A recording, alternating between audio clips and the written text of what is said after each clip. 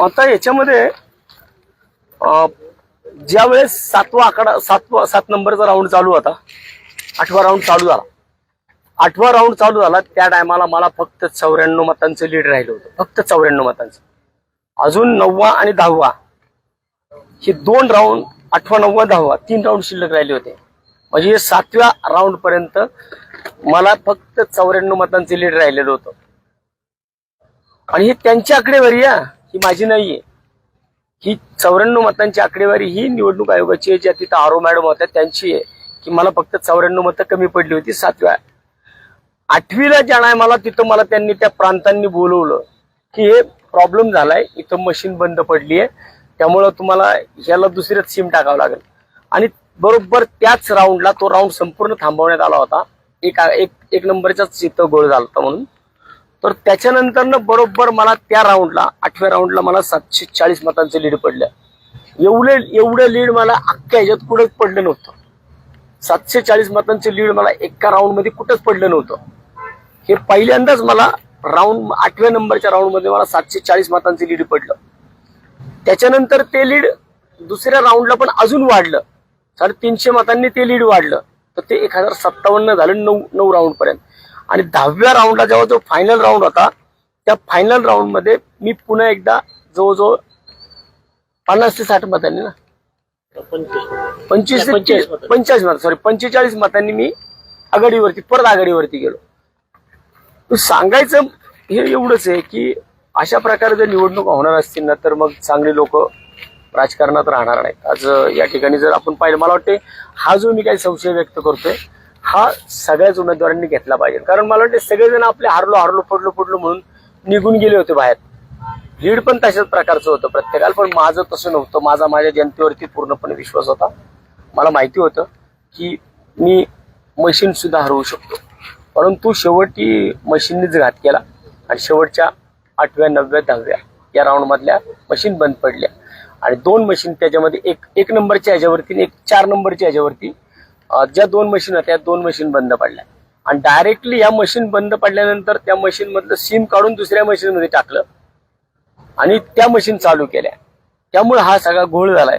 माझा फक्त निवडणूक आयोगाला आणि आयुक्तांना असेल किंवा समथिंग अजून जे कोणी असतील त्या सगळ्यांनाच माझा प्रश्न आहे की सगळ्या उमेदवारांनी ह्या गोष्टीकडे नीट पाहिलं पाहिजे. कारण एखाद्याचं आयुष्य 5 वर्षांनी मागे जातं, बाकी काही नाही. तर एक तर पहिली 4 वर्ष बिना निवडणुकीची काढली होती, तरी सुद्धा काम करत होतो आम्ही. आणि आज जे काही झालं, ज्या गोष्टी झाल्या त्या आम्ही स्वीकारल्या. असंच सुद्धा काही पुण्याच्या चुका झाल्या असतील, गाववाल्यांच्या चुका झाल्या असतील, त्याच्यामधून 2-3 उमेदवार एका ठिकाणचे आले, 50,000 मतं तिघांमध्ये विभागली गेली म्हणून या सगळ्या गोष्टी. पण ही जी काय आकडेवारी आहे ना, ती आकडेवारी घातक की 1035 मतं माझी कमी होतात एका राऊंड मध्ये. सगळ्या राऊंड मध्ये मिळून 1035 मतं कालच्या प्रेस नोट मध्ये कमी होतात आणि 1011 मतांनी बरोबर माझा पराभव होतो. हे कुठेतरी मनाला चटका लावणारा विषय. म्हणून म्हटलं की मी आतापर्यंत सगळ्या गोष्टी तुमच्यासंग शेअर करत आलो, या पण गोष्टी शेअर केल्या पाहिजेत. आता याच्यामध्ये मला जो काही कायदेशीर बाबी ज्या करायच्या ते मी आता इथून पुढे एखादा कायदेशीर सल्लागार घेऊन त्याच्यामध्ये जे काही मला करायचं असेल निवडणूक आयोगाच्या विरोधामध्ये, आयुक्तांच्या विरोधामध्ये, मी ते करेल. परंतु माझी सगळ्याच कार्यकर्त्यांना एक हात जोडून विनंती आहे, कृपया कुणी इतर ठिकाणी ज्या गोष्टी झाल्या त्या गोष्टी कुणी करू नये, कुणी त्या भानगडीत पडू नये. जे जिंकले ते जिंकले. आपण पराभव हा ईव्हीएमनी केलेला आहे, आपला पराभव असा होऊ शकत नाही. कारण 1011 मतं आणि 1035 मतं हे जे काही प्रॉब्लेम आहे ना, हा 1035 मतं मला बरोबर माझी कमी होतात सगळ्या मशीन मधली आणि 1011 मतांनी माझा पराभव होतो. शेवटी या सगळ्या गोष्टी आयुष्यामध्ये चालत असतात. पण ठीक आहे, आपण जे काही आपली कायदेशीर लढाई असेल ते आपण पुढं लढूयात. पण मला जो काही मला विश्वास इथे मिळाला ना की आज 21,000 मतं मला पडली. जोक नाहीये की सत्ताधाऱ्यांच्या विरोधामध्ये 21,000 मतं. मला मागच्या टर्मला 12,500-13,000 मतं होती आणि आता मला या ठिकाणी 21,000 लोकांनी माझ्यावरती विश्वास ठेवलाय. किंवा 21,000 मतं ही काय 21,000 लोकांचे आशीर्वाद हे काय कमी नाहीये. आणि हा दुसरा एक विषय राहतो त्यामध्ये बरोबर. आता एक टेक्निकली बाबा अजून हे बघा की आम्ही कुठे लिहिलं, अमित कुठलं नाही का 4-5 आकडे त्यांनी लिहून घेतले होते. इथे इथे इथे ते तू लिहून घेतलेलं ते हे नाही. त्याच्याकडे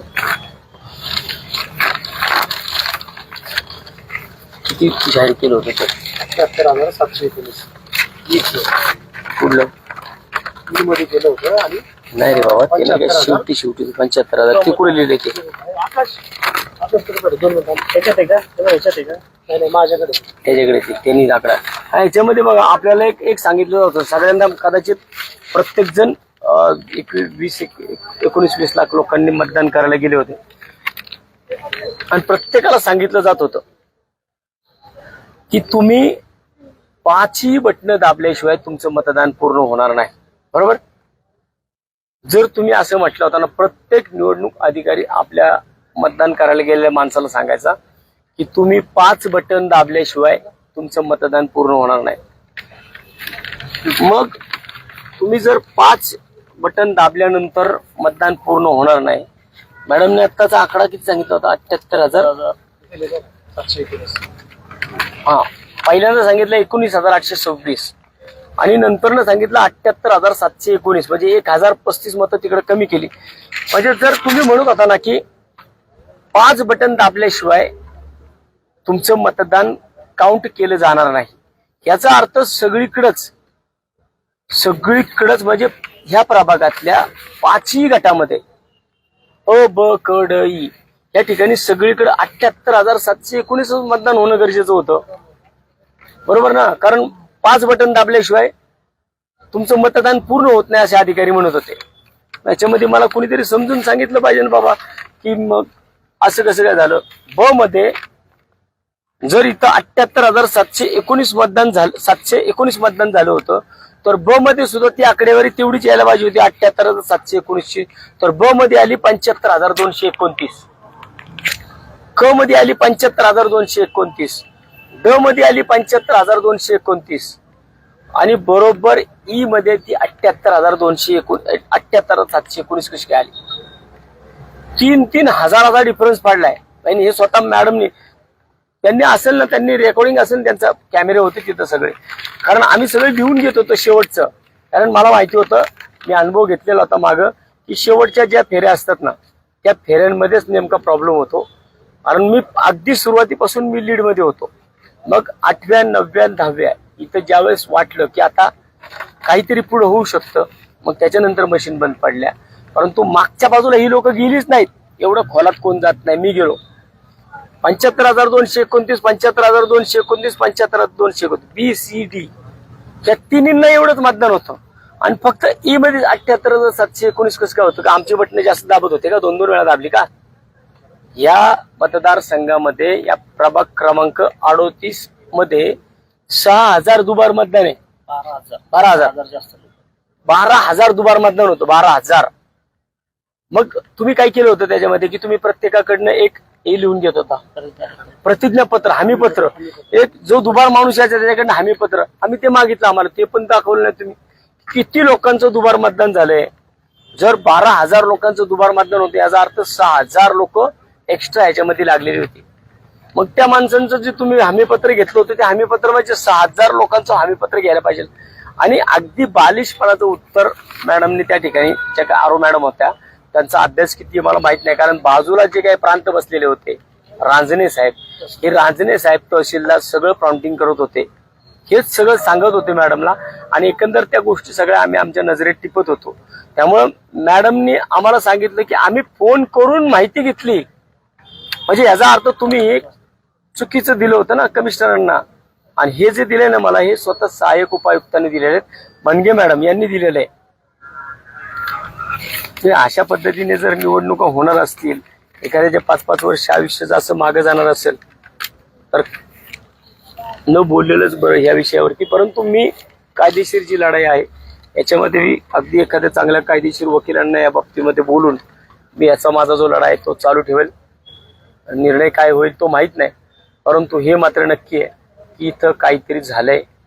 मी ईव्हीएमचा घोटाळा म्हणणार नाही परंतु जो प्रॉब्लेम झाला कमी मतदान कसं झालं जे रात्री 1 दाखवलं 1,011 1,035 मतं तुम्ही कमी दाखवताय आणि 1011 मतांनी माझा पराभव होतो.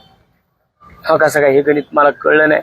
शिवाय माझ्या जर ई मध्ये 78,719 मोजले जातात तर बी मध्ये, सी मध्ये, डी मध्ये तिथं सुद्धा तेवढंच मोजलं जायला पाहिजे होतं. कारण तुम्हीच कंपल्शन केलं होतं 5 मतदान केल्याशिवाय मतदान पूर्ण होणार नाही. मग सगळीकडे एकच आकडा का नाही आला? एवढंच या ठिकाणी आज सांगतो. खूप उशीर झालाय. तुम्ही सर्वांनी जो काही मला सहकार्य केलं, माझ्या पाठीशी राहिलात. मला या मतदारसंघामधील सुद्धा लोकांनी खूप मोठ्या प्रमाणात सहकार्य केलं.